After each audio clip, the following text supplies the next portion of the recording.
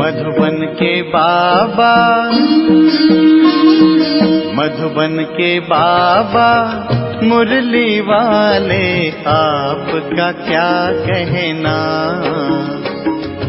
आपका क्या कहना। ओम शांति। आज 20 जून 2024 के साकार मधुर महावाक्य हैं। आज मीठे मीठे बाप दादा बोले, मीठे बच्चे अब चने मुट्ठी के पीछे अपना समय बर्बाद नहीं करो। अब बाप के मददगार बन बाप का नाम बाला करो।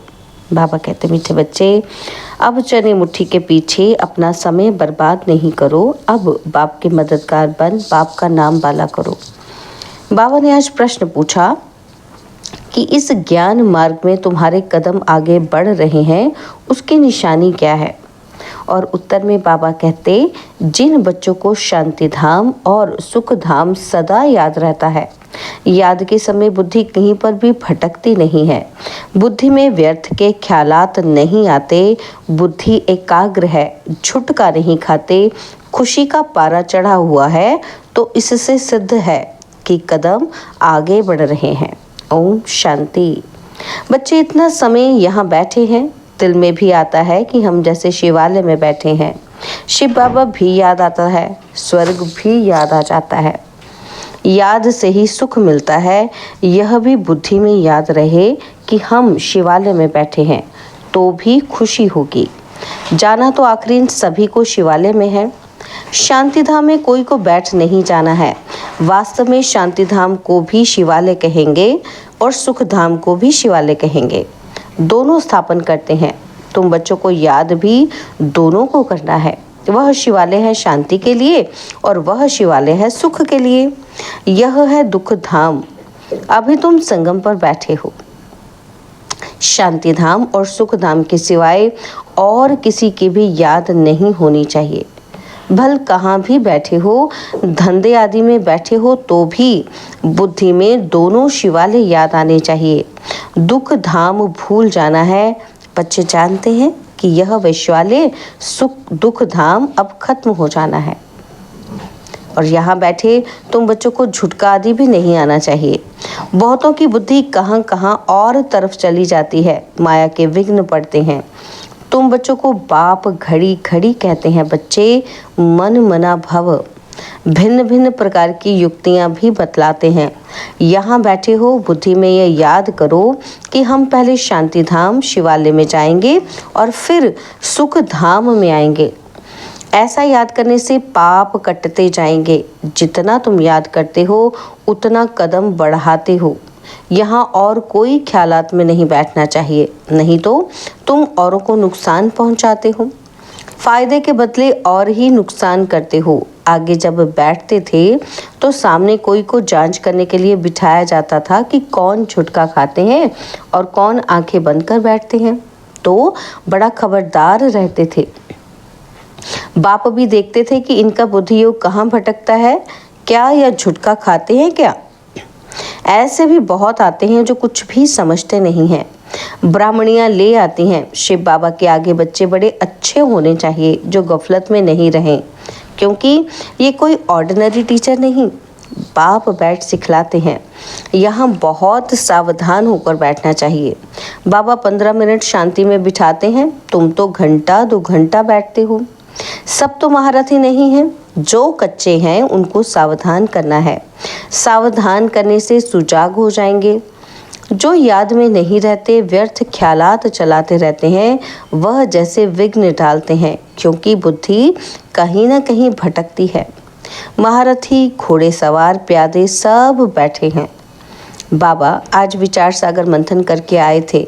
म्यूजियम में अथवा प्रदर्शनी में तुम बच्चे जो शिवालय, वेश्यालय और पुरुषोत्तम संगम युग तीनों ही बताते हो, ये बहुत अच्छा है समझाने के लिए। यह चित्र बहुत बड़े बड़े बनानी चाहिए। सबसे अच्छा बड़ा हॉल इनके लिए होना चाहिए जो मनुष्यों की बुद्धि में झट बैठे। बच्चों का विचार चलना चाहिए कि इसमें हम इम्प्रूवमेंट कैसे लाएं। पुरुषोत्तम संगम युग बहुत अच्छा बनाना चाहिए, उससे मनुष्यों को बहुत अच्छी समझानी मिल सकती है। तपस्या में भी तुम 5-6 को बिठाते हो, परंतु नहीं, 10-15 को तपस्या में बिठाना चाहिए। बड़े बड़े चित्र बनाकर क्लियर अक्षर में लिखना चाहिए। तुम इतना समझाते हो फिर भी समझते थोड़े ही हैं।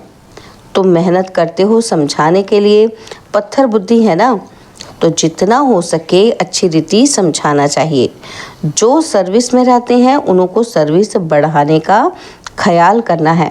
प्रोजेक्टर प्रदर्शनी में इतना मज़ा नहीं है जितना म्यूज़ियम में है। प्रोजेक्टर से तो कुछ भी समझते नहीं। सबसे अच्छा है म्यूज़ियम। भल छोटा हो, एक कमरे में तो यह शिवालय, वेश्यालय और पुरुषोत्तम संगम युग का सीन हो। समझाने में बड़ी विशाल बुद्धि चाहिए। बेहद का बाप, बेहद का टीचर आए हैं तो बैठ थोड़ी जाएंगे कि बच्चे MA BA पास कर लें। बाप बैठा थोड़ी ही रहेगा, थोड़े टाइम में चला जाएगा। बाकी थोड़ा समय है तो भी जागते नहीं। अच्छी अच्छी जो बच्चियां होंगी वह कहेंगे कि इन 400-500 रुपयों के लिए हम क्यों मुफ्त अपना टाइम बर्बाद करें, और फिर शिवालय में हम क्या पद पाएंगे। बाबा देखते हैं कुमारियां तो फ्री हैं, भल कितना भी बड़ा पगार हो तो भी यह तो जैसे मुट्ठी में चने हैं, ये सब खलास हो जाएंगे, कुछ भी रहेगा नहीं।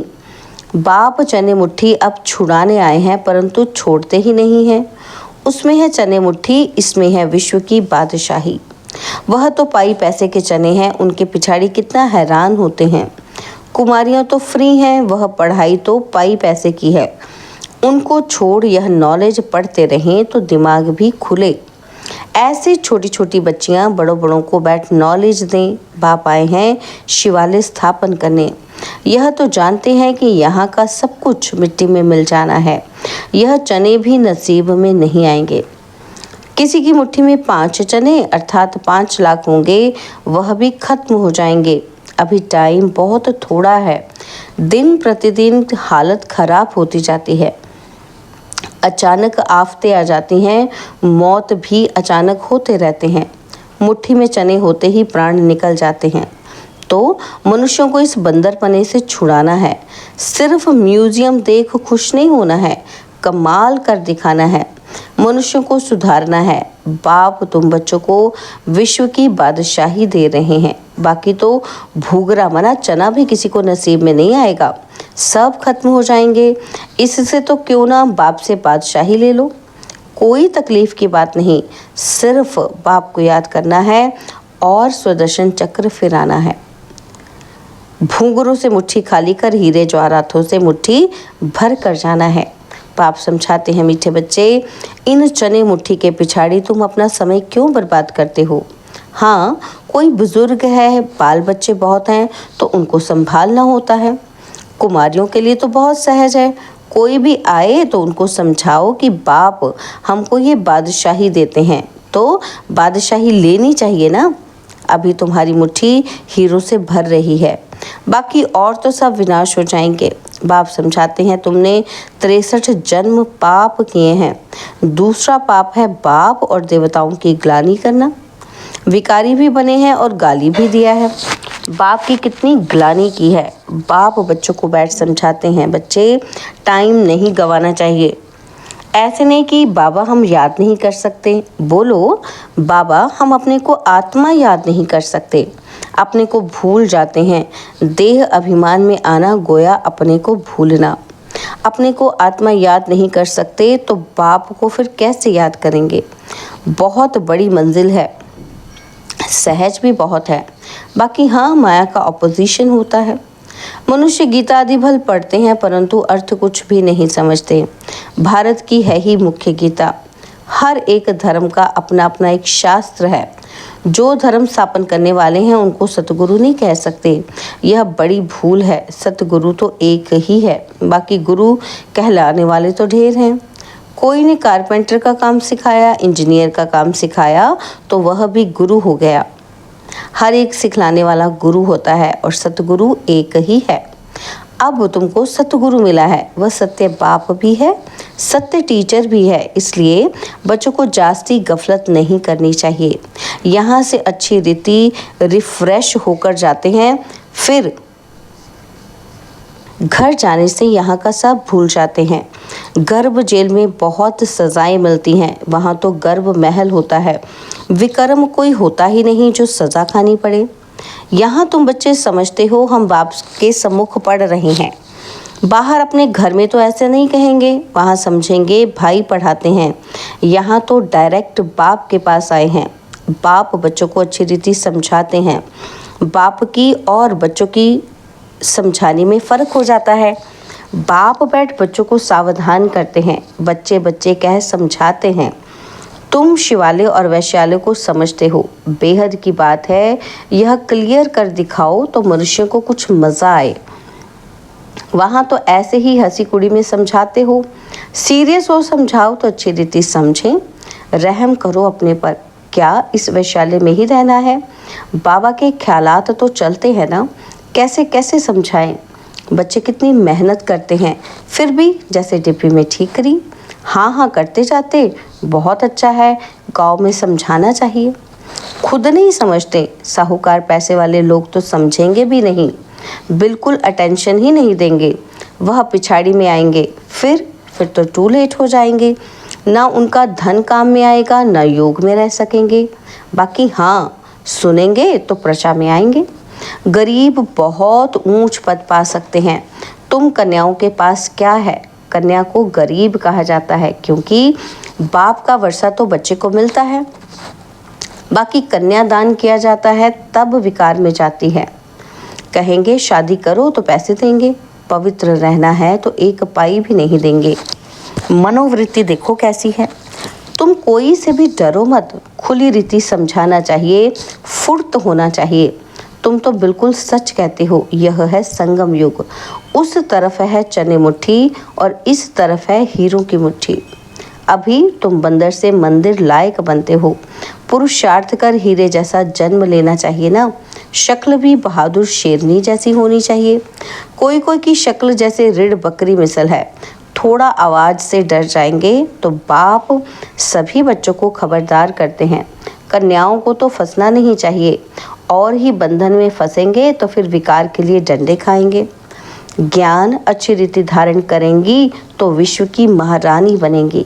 बाप कहते हैं मैं तुमको विश्व की बादशाही देने आया हूँ, परंतु किसी किसी के नसीब में नहीं है। बाप है ही गरीब निवाज। गरीब है कन्याएं, माँ बाप शादी नहीं करा सकते हैं तो दे देते हैं, तो उनको नशा चढ़ना चाहिए। हम अच्छी रीति पढ़कर पद तो अच्छा पाएं। अच्छे स्टूडेंट जो होते हैं वह पढ़ाई पर ध्यान देते हैं। हम पास विद ऑनर हो जाएं, उनको ही फिर स्कॉलरशिप मिलती है। जितना पुरुषार्थ करेंगे उतना ऊंच पद पाएंगे, वह भी 21 जन्म के लिए। यहाँ है अल्पकाल का सुख। आज कुछ मर्तबा, कल मौत आ गया, खलास। योगी और भोगी में फ़र्क है ना। तो बाप कहते हैं गरीबों पर ज़्यादा टेंशन दो, साहूकार मुश्किल उठाएंगे। सिर्फ कहते कि बहुत अच्छा है, ये संस्था बहुत अच्छी है, बहुतों का कल्याण करेगी, अपना कुछ भी कल्याण नहीं करते। बहुत अच्छा कहा, बाहर गए और खलास। माया डंडा उठाकर बैठी है जो हौसला ही गुम कर देती है। एक ही थप्पड़ लगाने से अक्ल चट कर देती है। बाप समझाते हैं भारत का हाल देखो क्या हो गया है। बच्चों ने ड्रामा को तो अच्छी रीति समझा है। अच्छा, मीठे मीठे सिकिलदे बच्चों प्रति माता पिता, बाप दादा का याद प्यार और गुड मॉर्निंग। रूहानी बाप की रूहानी बच्चों को नमस्ते। हम रूहानी बच्चों की रूहानी बाप दादाजी को दिलवा जान सिखवा प्रेम से नमस्ते। ओम शांति। प्यारे बाबा, मीठे बाबा, मेरे बाबा, शुक्रिया बाबा, शुक्रिया बाबा, शुक्रिया। धारणा के लिए मुख्य सार है। पहला पॉइंट है, चने मुट्ठी छोड़ बाप से विश्व की बादशाही लेने का पूरा पुरुषार्थ करना है। किसी भी बात में डरना नहीं है। निडर बन बंधनों से मुक्त होना है। अपना समय सच्ची कमाई में सफल करना है। और सेकंड पॉइंट है, इस दुख धाम को भूल शिवालय अर्थात शांति धाम, सुख धाम को याद करना है। माया के विघ्नों को जान उनसे सावधान रहना है। बाबा ने आज वरदान दिया कि गीता का पाठ पढ़ने और पढ़ाने वाले नष्टो मोहा स्मृति स्वरूप भव। गीता का पाठ पढ़ने और पढ़ाने वाले नष्टमोह स्मृति स्वरूप भव। गीता ज्ञान का पहला पाठ है अशरीरी आत्मा बनो और अंतिम पाठ है नष्टमोह स्मृति स्वरूप बनो। पहला पाठ है विधि और अंतिम पाठ है विधि से सिद्धि। तो हर समय पहले स्वयं ये पाठ पढ़ो, फिर औरों को पढ़ाओ। ऐसा श्रेष्ठ कर्म करके दिखाओ जो अपने श्रेष्ठ कर्मों को देख अन्य आत्माएं श्रेष्ठ कर्म करके अपने भाग्य की रेखा श्रेष्ठ बना सकें। स्लोगन है, परमात्मा स्नेह में समाये रहो तो मेहनत से मुक्त हो जाएंगे। परमात्मा स्नेह में समाये रहो तो मेहनत से मुक्त हो जाएंगे। ओम शांति। और अब यह एक बहुत अच्छी वीडियो भी जरूर देखें।